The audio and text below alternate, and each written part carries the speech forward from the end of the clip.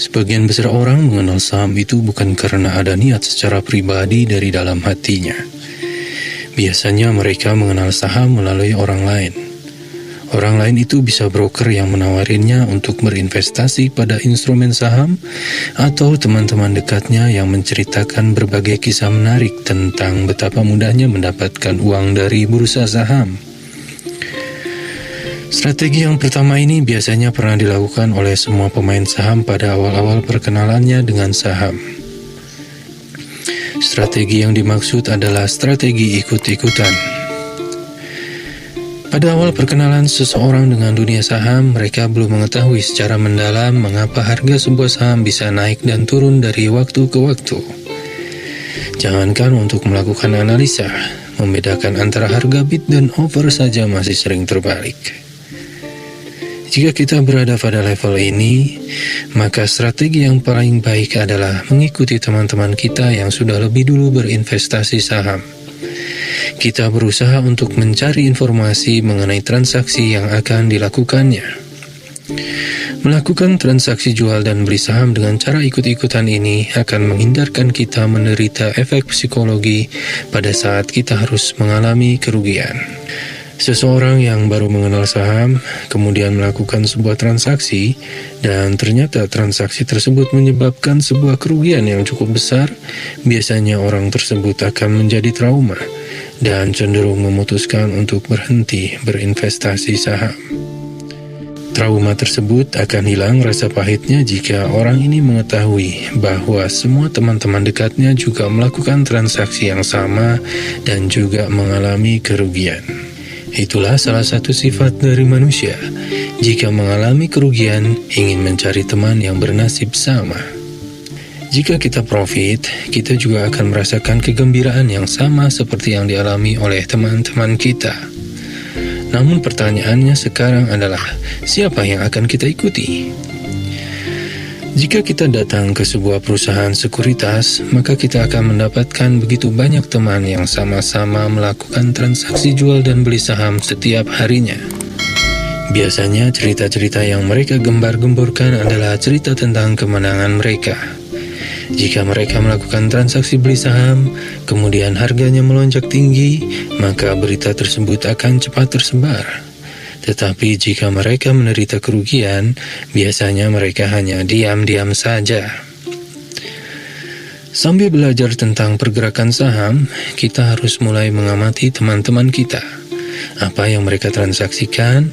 Jika ada seseorang yang seringkali bercerita tentang kemenangannya, tidak ada salahnya ketika orang ini melakukan order, maka kita juga melakukan order yang sama. Misalnya dalam sebuah ruang trading, teman yang sudah kita amati ini tiba-tiba melakukan order beli saham Telkom seharga 8.500 sebanyak 50 lot, maka jika melihat hal tersebut, kita bisa segera melakukan order yang sama. Dalam kenyataannya, strategi ikut-ikutan jauh lebih baik dibandingkan dengan meminta saran dari teman kita. Logikanya adalah ketika sebuah transaksi beli banyak diikuti oleh orang lain, maka tidak menutup kemungkinan harga akan benar-benar menjadi naik. Penyebabnya adalah semakin banyak yang ikut, maka semakin banyak permintaan. Ketika permintaan semakin besar, maka harga akan naik. Sebaliknya, ketika sebuah transaksi jual saham diikuti oleh begitu banyak orang, maka tidak menutup kemungkinan harga saham tersebut benar-benar akan menjadi turun. Hal ini disebabkan semakin banyak order untuk menjual saham, maka semakin besar penawaran atas saham tersebut. Ketika penawaran atas sebuah saham menjadi semakin besar, maka efek yang ditimbulkannya adalah harga saham tersebut akan turun. Meminta saran kepada orang lain biasanya tidak terlalu berguna, walaupun orang tersebut adalah broker yang melayani kita. Tentu saja kita bisa memikirkan, jika sebuah saham disarankan oleh broker kita untuk dibeli, karena alasan bahwa dalam waktu dekat harganya akan naik, tapi mengapa broker tersebut tidak membelinya? Hal tersebut artinya broker juga tidak memiliki keyakinan bahwa harga saham tersebut akan naik, karena dia sendiri tidak berani mempertaruhkan sebagian dananya untuk membeli saham tersebut. Jika seorang broker menyarankan untuk membeli sebuah saham, dan dia sendiri juga terlebih dulu sudah mempertaruhkan dananya untuk membeli saham yang sama, maka kita bisa mempertimbangkannya untuk mengikuti saran dari broker tersebut. Meskipun demikian, kita tetap harus bijaksana dalam menyikapi hal tersebut. Kita harus berpikir, apakah benar bahwa broker tersebut sudah lebih dulu membeli saham yang sama?